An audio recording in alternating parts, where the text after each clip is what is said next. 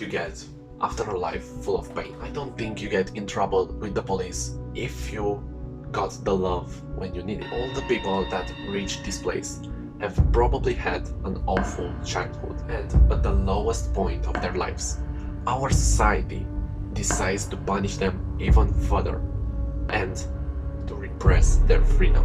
We don't ever think that these people can be changed because they are monsters, right? But what if the fact that we consider them monsters and that society condemns them made them cruel in the first place? Now really think about this. Some of us live this vicious cycle every day. A cycle that we are only the victims of a poor system.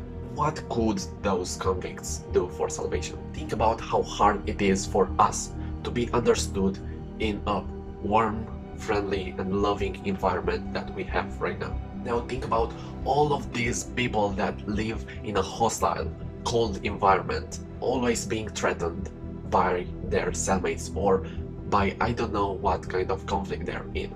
Or just a kid who always gets punished, no matter what he does, no matter how much effort he puts into school, into what he is doing, no matter how much he shows love for his parents, he only gets criticized, condemned, and punished. How can we expect people treated like this to get over their condition? How would these people escape this cycle and do something good for the society if we only criticize them even further and if society just cuts them off like a sick limb? I think that no one is born evil. Tell me the last time that you hated a baby. I think that we are all born the same. What is the difference then? The environment that we live in, the feeling of safety that we get or we don't get from our parents, the way we are loved, when our brain blames itself for the sickness of the outside world. The thing is that the people raising these kids were probably treated in the same way. They might have lacked the same love and the same appreciation that we all crave for. Crimes don't have an end though. Despite all the measures that we take, all the people that we put into jail, the crimes would never stop. But we can stop the vicious cycle.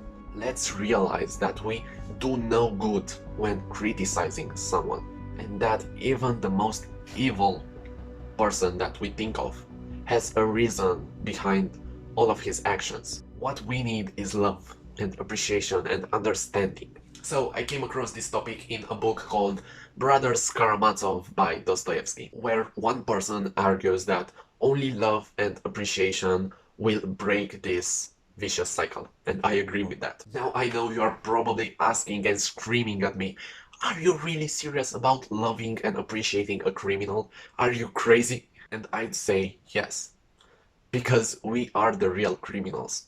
And I don't refer to that kind of criminals that you think. What I'm talking about when I say criminals is people that are indifferent. People who only criticize because this is what their brain told them when they were younger, because they were criticized as well. People who never stop to reflect on their lives and live on autopilot all the time and do all this stuff that is unhealthy but that they don't realize. Of course, this is not okay, but this is not something that we do consciously, because our brain is made so that when we feel something, we want others to feel the same exact thing, even though we don't consciously realize this. This is true. And this is one of the reasons I'm making this video, for you to see if this is happening with you, if you felt something not really okay, and if your actions right now are for making others feel that same thing that you've been through. And this is a message to myself too, because I am a criminal sometimes, because I get caught in productivity, in efficiency, and I am too busy to take some time to reflect on what the hell am I actually doing here. Think about the people that never got the love that they deserved and became just the disappointment of their families. And what we do is to just criticize instead of seeing one level deeper into the situation and trying to understand the person in front of us.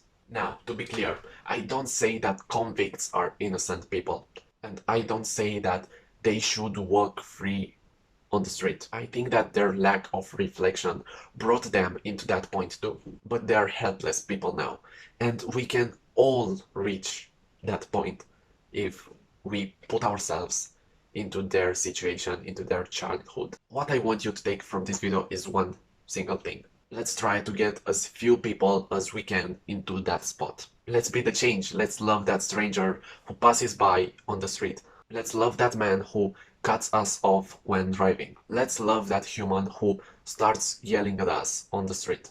Because 9.9 situations out of 10, those are not our problems. We are not the reason why those people are yelling at us. It is just their frustration, their lack of love, their lack of appreciation, and the amount that they are criticized on a day-to-day basis. Yes, the problem isn't us, but it's our duty to love them and to show them that they are appreciated as the humans that they are right now. This is the only way that we can transform this vicious cycle into a healthy cycle. Now, if they feel loved and appreciated, their brain will think that they have to make others feel what they felt. And so this vicious cycle will transform into a love cycle. Now, what's in it for you, you may ask? I can only say love. Love is the greatest feeling out there. And not just being loved, but to actually love, to spread love, to love someone else and appreciate the things that are appreciable. I really put my soul into making this video, and I truly believe that I live for this statement that we should just be and just love. Also, this is a topic that Dostoevsky reflects on in his masterpiece, The Brothers Karamazov, which I strongly recommend you taking a read. And if you want to remember the most important bits and highlight everything and put it all into one database, I suggest you checking out an ebook reader which allows you to do all of that. I reviewed the Kindle Basic, the cheapest, best ebook reader that you can find out there, which I review in a video up here. And if you want to see how I capture every idea, how I store every note from my Kindle, you can also check the video down here. This book, The Brothers Karamazov, and the Kindle are two pieces that changed my life completely. Now thank you so much for watching. I wish you a loving heart and a crazy fun weekend. Bye!